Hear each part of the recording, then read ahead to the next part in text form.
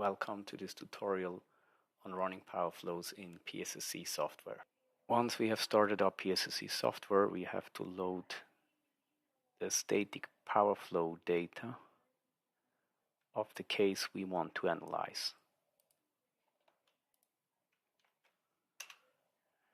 This information is stored in a .sav file, and once you have opened it, you will see that the information is structured around different spreadsheets. We have different generic sheets, and then within each generic sheets we have more specific ones. For instance, here we see all the information on the buses that are in our system.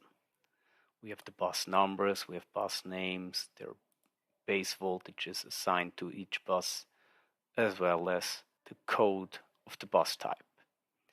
In addition, the sheet not only show parameters but as well as variables such as the voltage and the voltage angle. We can also look at other sheets. Here, for instance, we have information about the machines, again, to which node the machine is connected, scheduled voltage magnitude, the scheduled active power, and so on and so forth. On the branch tab, we can also find information on the AC lines, on the two-winding transformers, and so on. For instance, here we see AC lines going from bus to a 2 bus with specific line resistance, line reactance, and line charging parameters. These lines can be in service or not. The same information can also be seen graphically. For this purpose, let's open the slider diagram. This is the file terminating in .sld.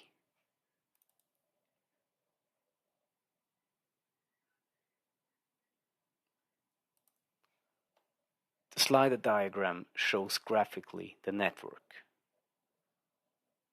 We can see here transformers or AC lines, some of the loads, or the generators which are connected to our system.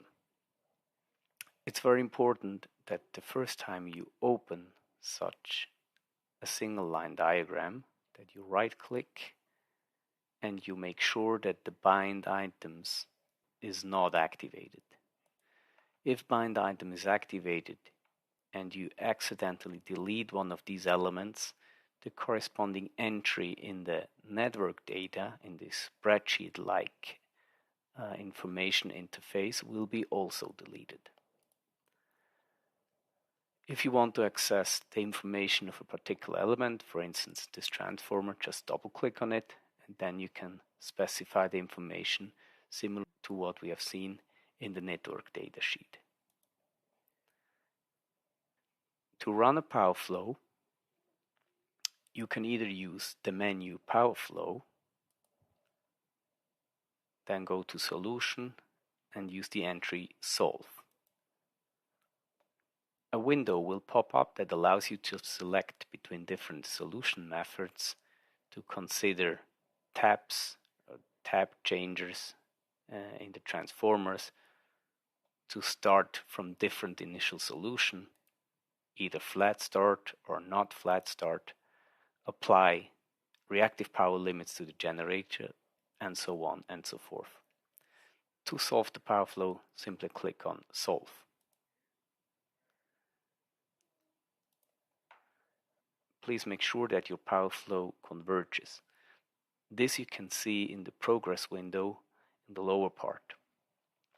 You can see here that the power flow has reached tolerance in 2 iterations and that the mismatch is extremely small, which is an indicator that your solution, that your power flow has converged. You can also run the power flow by clicking on this button here, the button Solve. However, when you click on the button, you will have noticed that the window with the options has not popped up again. So the previous options are used to solve the power flow. In order to analyze the results of the power flow, you can directly analyze the single line diagram. You can, for instance, show and animate the power flow, where the green arrows show the active power and the orange arrows show the reactive power. And you can also highlight the loading of the lines by clicking on this button. For instance, you can see that this line is loaded at around 70% of its rating. You can also show additional graphical results, such as a voltage map, by clicking on this button. Here you can choose the magnitude you want to show, for instance, the voltage magnitudes in per unit, and you can specify the limits.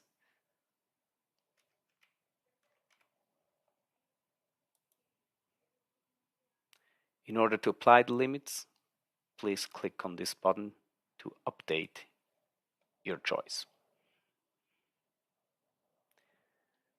Some of the results you can actually also analyze within the spreadsheets. So for instance, if we look at the tab Bus, we can actually see the voltage magnitudes and the voltage angles. Finally, you can also analyze the results by creating specific reports. For this purpose, use the menu Power Flow, then Reports, and then, for instance, bus-based reports. In this case, we want to analyze all the buses with a specific power flow output format. Click Go, and then Close. As you can see, a new output window has been generated, and this window shows for each bus in the first row the information and the results for that bus. For instance, here we have bus 1, which has, after solving the power flow, a magnitude of 1.03 per unit and an angle of 27.06 degrees.